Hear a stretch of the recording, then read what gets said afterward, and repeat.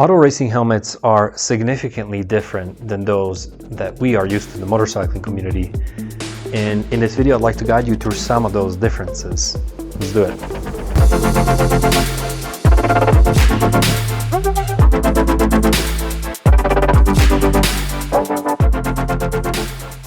Zdravo I dobrodošli, bom dia, bem-vindos, servus, willkommen, buenos dias, bienvenidos, greetings, riders, and welcome to another Pegasus Motorcycle Tours and Consulting review. In this video, I'd like to show you how auto racing helmets are different from the motorcycling industry. There are quite a few significant differences and they're not interchangeable. And here you're going to learn how that can be and why you'd want to stick to one or the other depending on your needs. This here is an auto racing helmet. It's by Sparco. It's a brand new helmet, 2023. This one is the Martini Racing stripes back if you're familiar with any of its rally days, that kind of thing. Just a beautiful helmet overall. This is an auto racing helmet. This has nothing to do with motorcycling.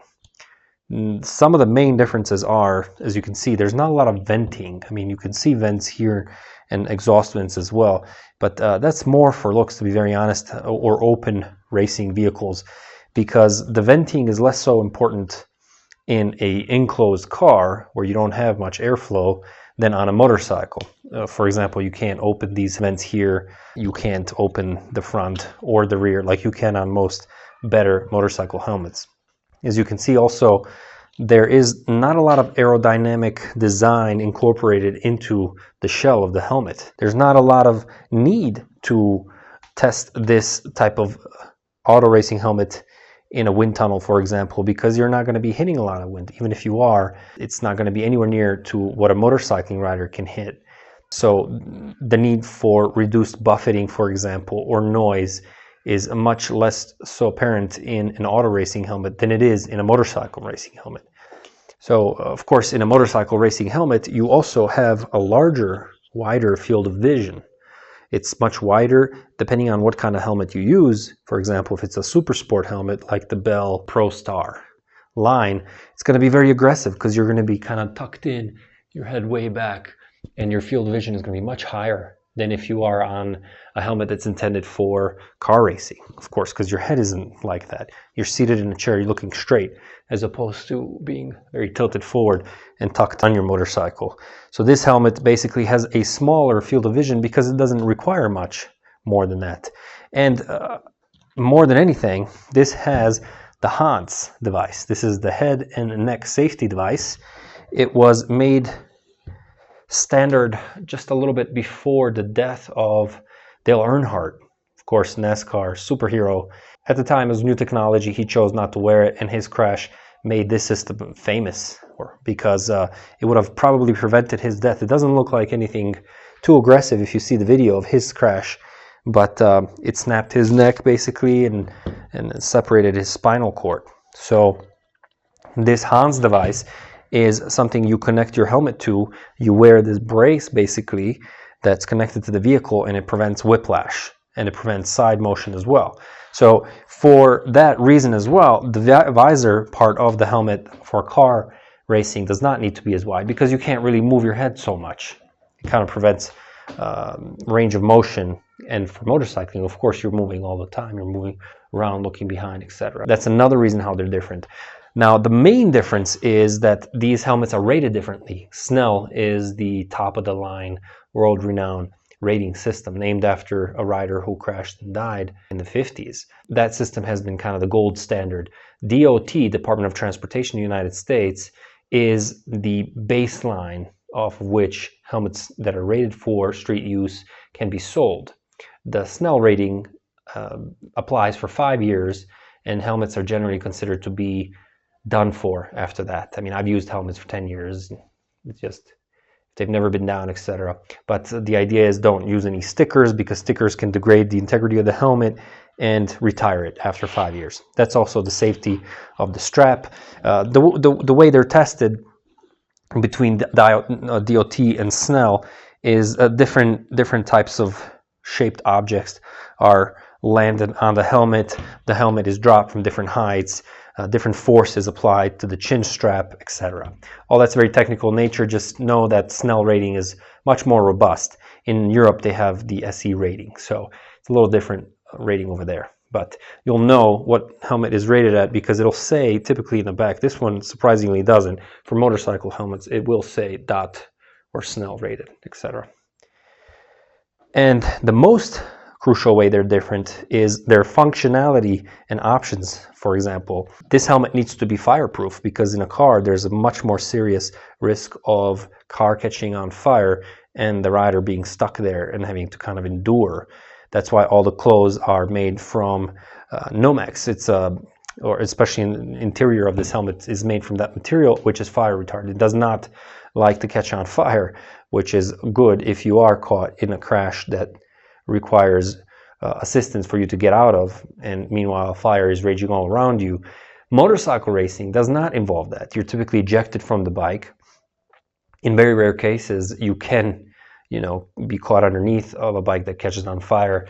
And this is something I speak about in my video of a review of a crash of a client of mine in the mountains of San Diego, and he was stuck underneath the bike for a long time. Luckily, we never caught fire, of course, but that would have been a treacherous thing to see.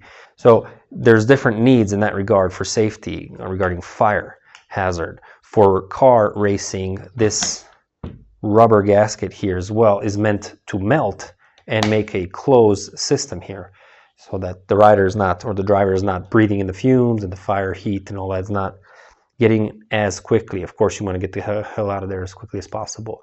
And you notice there's no ratcheting system here, just open, closed. It's intended to be closed all the time.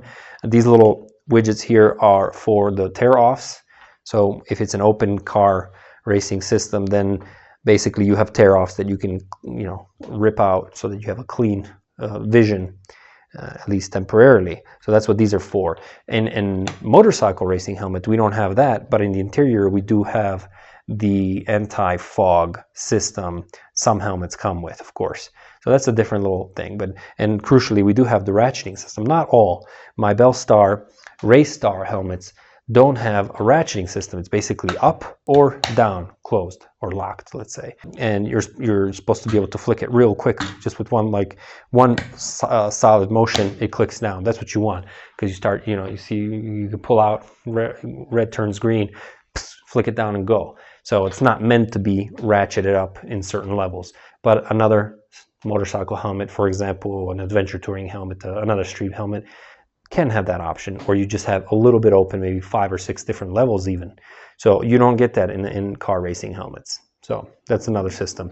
And hence, you don't have the quick release either that most better motorcycle helmets will have, so that you could replace this system with. There's, of course, no internal visors, internal sunscreens or anything to that effect. So you don't really have any of those options. You can see the chin strap system is the same. That's pretty universal. And in this particular helmet, you can remove the inner liner, so that you can clean it. But yeah, this is a beautiful, beautiful helmet by Sparco. But again, I'm not really, considering I paid $1,500 for this helmet, I'm not really amazed by it. It has less than half the functions my Shoei Neotech does, for example. And the Shoei Neotech is going to be quieter, more comfortable. Well, that's arguable, right? But quieter for sure. And just the functions that it has, like the drop-down visor, the modular system, etc., the better ventilation, it's going to make that helmet much nicer to use from day to day. But of course, again, they're tested differently, they're rated differently, because they have different uses fundamentally. You don't want to be using a car racing helmet on a motorcycle and vice versa. There are a few helmets that are motorcycle racing specific, let's say, or motorcycle use specific, that sell themselves as car racing helmets. But again, it's all very different, especially for the fire hazard and protection of the driver. So beautiful helmet. Overall, beautiful helmet. I don't know if it's worth the money, especially because some of the vent holes are not really symmetrical, and that just blows my mind out of a helmet that's $1,500. But keep your noggin safe and wear the appropriate helmet. That would be the smart decision, right? And if you'd like another smart decision, it would be buy the Pegasus planner, the planner that keeps you organized. This is your whole life for the next 6 months in a handsome book that has everything involved. Take a look at the video. I created this because I found a need in the market for something like this to keep me organized. And this is also another way where you can support the channel by not donating or just liking and subscribing, but actually buying a product that's very useful to you, that's going to put you on the right track to achieve your goals this year. So take a look at that video. I think you'll like what you see. Thanks for watching, and until next time, Nick, I'm out.